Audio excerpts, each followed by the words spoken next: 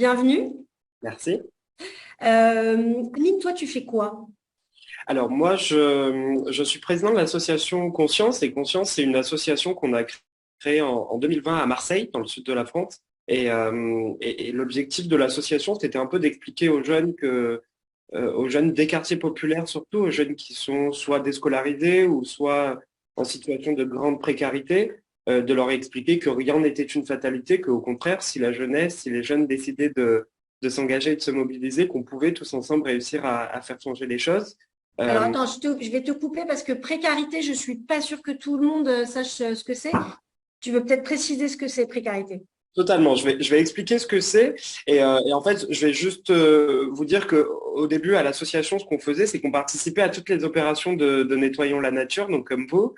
Et c'est des actions qu'on a commencé à mener, mais à un moment, on s'est posé une question en se disant, et c'est là où je vous explique ce que c'est que la précarité. On s'est posé la question et on s'est dit, mais comment on veut aller voir des gens qui vivent dans des quartiers un peu défavorisés, des quartiers où il n'y a pas de moyens, où les gens n'arrivent pas à manger à leur faim, les gens n'arrivent pas à finir leur fin de mois, n'arrivent pas à payer toutes leurs factures, où les gens sont dans une misère sociale.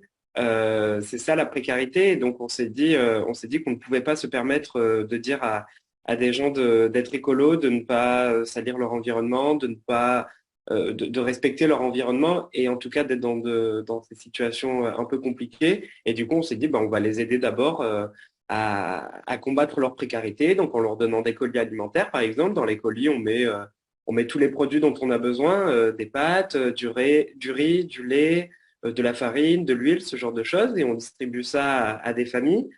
Chaque mois, on distribue presque 115 tonnes de colis alimentaires euh, dans toute la France. Et du coup, pendant 2 ans, on s'était battu à Marseille.